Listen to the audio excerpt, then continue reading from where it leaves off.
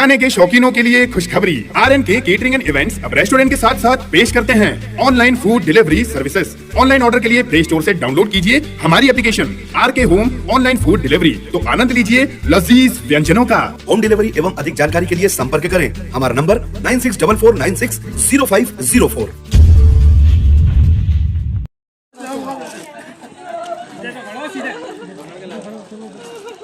मेरे को अपने बच्चे से मिलना है। अब क्या खाऊंगा वहाँ साइड में लूंगा, पूरा फांसी का बंदा अपने वाले ले लूंगा, पूरा इल्जाम अपने सर में लूंगा। मैं अपने बच्चे से मिलने को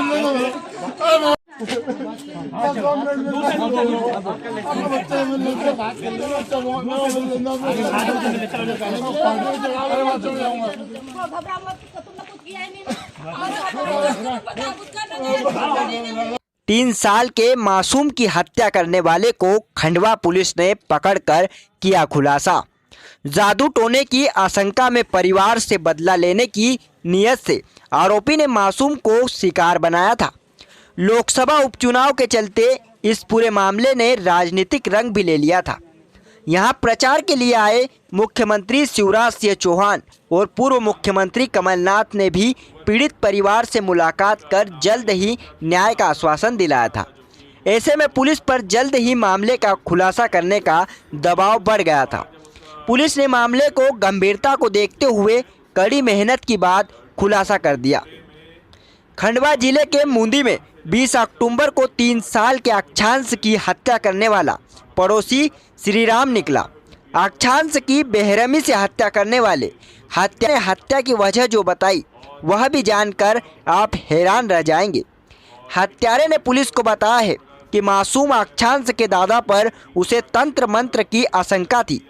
इसी वजह से पत्नी से भी विवाद हो रहे हैं। घर में अशांति का माहौल बना हुआ है। इस वजह से ही करीब 1.5 महीने से अक्षांश के परिवार पर घात लगाए बैठा था। घर के किसी सदस्य को मारने की फिराक के बीच हत्यारे को मौका मिला और 20 अक्टूबर की दोपहर में बच्चे का अपहरण कर हत्या कर दी।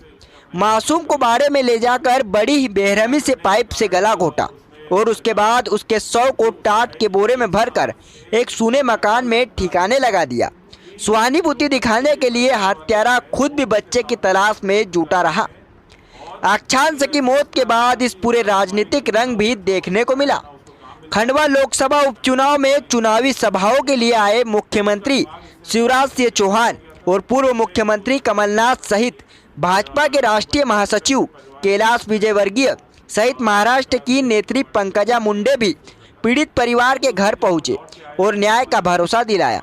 राजनीतिक सरगर्मी के बीच दिल दहला देने वाले हत्याकांड की गुत्थी सुलझाने का पुलिस पर दबाव भी था। इस बीच शंका के आधार पर करीब 40 लोगों से पूछताछ की गई, जिसके बाद श्रीराम पर शक गहराया और पुलिस की कड़ी पूछताछ में टूट गया। बिल्कुल दिनांक 20 अक्टूबर को एक 3 साल के मासूम बच्चे की बॉडी उसके घर से थोड़ी दूर पे मिली थी, जिसके आधार पर प्रथम 363 उसके बाद PM रिपोर्ट के आधार पर 302 धारा का इजाफा इसमें किया गया था।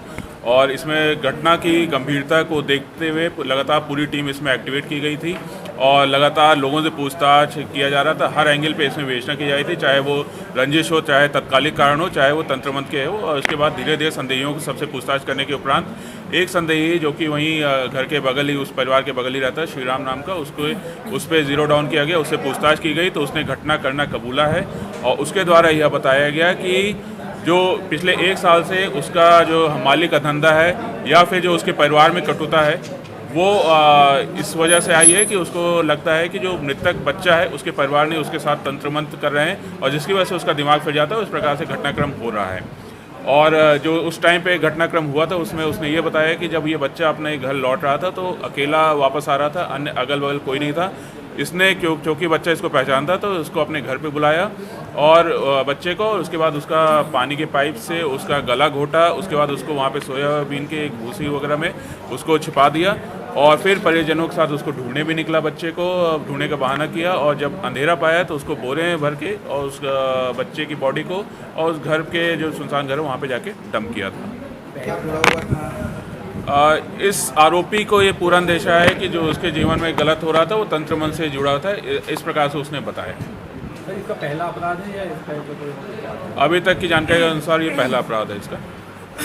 सर कितना राजनीतिक दबाव था सर, क्योंकि मुख्यमंत्री से लेकर के नेता विपक्ष भी सभी यहाँ पे आ चुके थे, इसको खुलासा नहीं, करना- घटना गंभीर थी तो हम लोग की पूरी टीम पहले से ही काफ़ी लगी हुई थी और पूरी उस मुस्तैदी से स्टार्टिंग से लगी हुई थी और क्योंकि कभी भी होता है ये घटनाक्रम तो लगातार इसी प्रकार से हम काम करके और इसमें इसका अनावरण करने की जल्द से जल्द कोशिश करते हैं और इसमें भी किया है वैसे ही। संदेह कहाँ से उत्पन्न हुआ था कि ये संदेह इसमें उत्पन्न हुआ था क्योंकि कुछ लोगों से हमें सूचना मिली थी कि ये आदमी जो आरोपी है ये अनावश्यक रूप से उस घर के अगल बगल घूम के गाली गलौज करना, बिना नाम लिए गाली गलौज करना और उस टाइप से करना, और उसके बाद फिर पता चला कि इनके परिवार में पहले भी एक कुछ रंजिश रही है काफ़ी समय पहले, और इस आधार पर इसको संदेही में हमने ज़ीरो डाउन किया था। इसके साथ साथ अन्य लोगों को भी किया था लेकिन बाकी लोग को हटा देगा और फाइनली ये हमारे उसमें मुख्य संदेही के रूप में उभर के आया था।